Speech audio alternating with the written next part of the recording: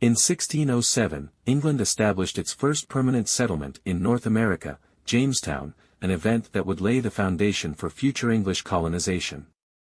The Virginia Company of London, a joint stock company granted a charter by King James I, sponsored the expedition with the goal of finding gold, establishing trade routes, and securing England's foothold in the New World. The journey began in December 1606, when 3 ships, the Susan Constant, Godspeed, and Discovery, set sail from England carrying approximately 105 settlers, mostly men and boys. After a long and perilous voyage across the Atlantic, the expedition arrived in the Chesapeake Bay in April 1607, exploring the coastline before selecting a settlement site further inland. By May 14, they established Jamestown on a narrow, swampy peninsula along the James River, named in honor of their king.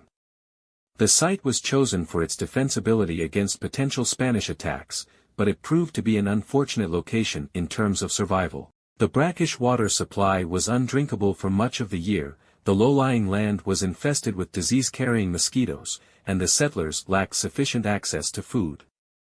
Furthermore, many of the men were gentlemen unaccustomed to manual labor, and their reluctance to farm and build proper shelter compounded their problems.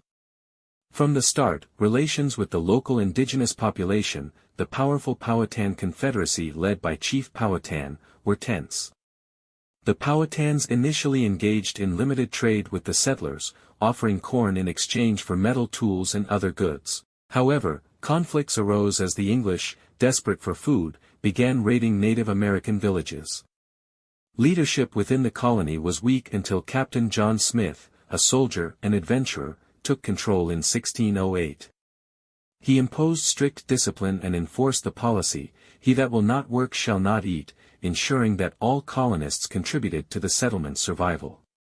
Smith also played a crucial role in negotiating with the Powhatan Confederacy, securing much-needed food supplies. His relationship with Powhatan's daughter, Pocahontas, remains the subject of both historical debate and romanticized legend, but it is clear that she played a role in easing tensions between the two groups. Despite Smith's leadership, life in Jamestown remained perilous, and when he was injured in a gunpowder accident and forced to return to England in late 1609, the colony spiraled into chaos. The winter of 1609 to 1610 became known as the Starving Time, one of the darkest periods in the colony's history. The settlers, already weakened by disease and malnutrition, found themselves under siege by Powhatan warriors who cut off their access to food and outside resources. Forced to remain within the confines of their fort, they exhausted their food supplies and resorted to eating leather, rats, and even, as some accounts suggest, engaging in cannibalism.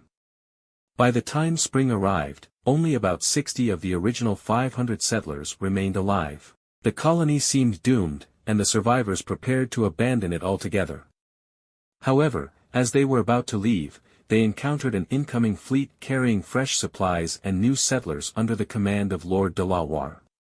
He re-established order, introduced a more militarized governance system, and ensured the colony's survival. Jamestown's long-term success was secured by the introduction of tobacco cultivation, a development that transformed its economy. In 1612, John Rolfe, an English settler, began experimenting with a strain of tobacco from the Caribbean, which proved highly profitable. This cash crop soon became Virginia's economic lifeline, attracting new settlers and investment from England. The growing tobacco industry also increased tensions with the Powhatan Confederacy, as English expansion encroached further onto indigenous lands.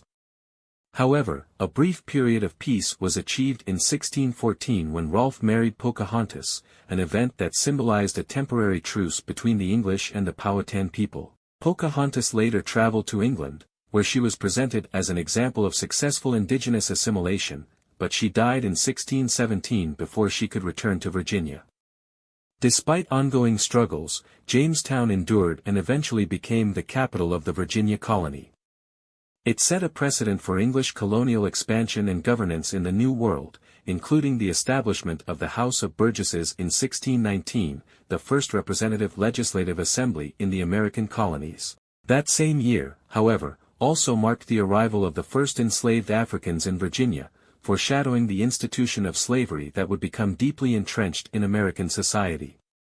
Although Jamestown itself eventually declined in significance, replaced by Williamsburg as the colonial capital in 1699, its legacy as the first permanent English settlement in North America remains undeniable.